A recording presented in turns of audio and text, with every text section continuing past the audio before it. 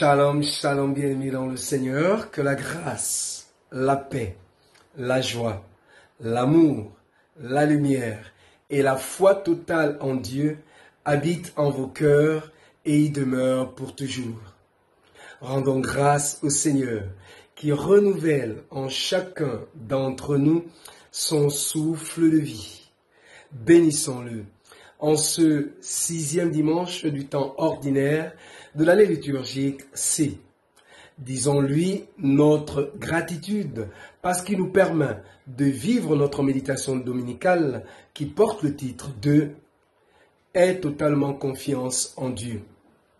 Oui, chers frères et sœurs, rappelons-nous que dimanche dernier, nous étions invités avec Isaïe à dire au Seigneur « Me voici, envoie-moi », à accepter d'être messager du Christ. Et pour ce faire, le Seigneur nous invitait à dépasser nos limites pour avancer au large et jeter avec lui le filet pour amener d'autres âmes à lui. Mais comment avancer avec le Seigneur si nous n'avons pas confiance en lui? On peut alors comprendre pourquoi ce dimanche, nous sommes invités à faire totalement confiance à Dieu.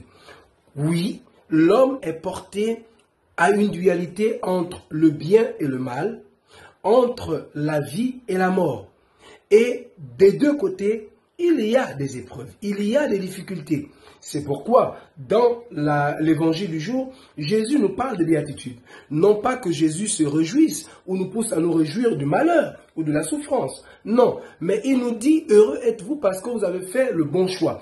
Et même si vous passez par les épreuves, par les difficultés, tenez bon parce que je ne vous abandonne pas, je marche avec vous. De l'autre côté, il ne maudit pas les autres, non. Mais il dit, malheureux êtes-vous parce que vous avez fait le choix des biens de ce monde et qu'à la fin, vous perdrez même votre âme.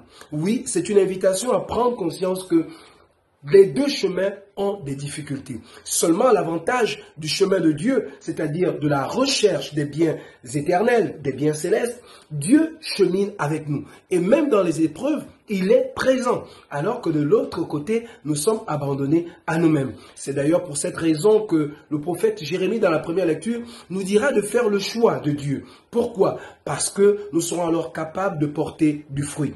Ne soyons pas comme le peuple de Corinthe, qui, dès que l'épreuve arrive, l'épreuve de la mort, tel un voile, leur foi tombe. Non, ta foi ne doit pas tomber, elle doit être solide.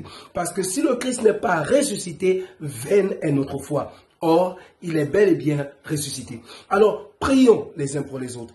Demandons au Seigneur la grâce d'une foi ferme, de telle sorte que face aux épreuves, aux difficultés et même à la mort, nous serons capables de dire, Seigneur, je crois que tu es présent, sois à mes côtés. Aide-moi à porter cette croix, aide-moi à porter cette épreuve, aide-moi à tenir sur le chemin. Même si tout nous semble difficile, apprenons à appeler le Seigneur pour qu'il nous aide à tenir.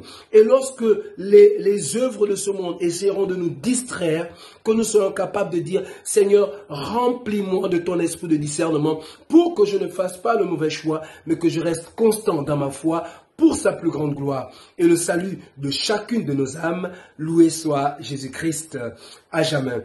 Que le Seigneur vous bénisse et vous accorde de passer un fructueux dimanche, lui qui est Père, Fils et Saint-Esprit. Amen. Que ta foi soit ferme. Bon dimanche.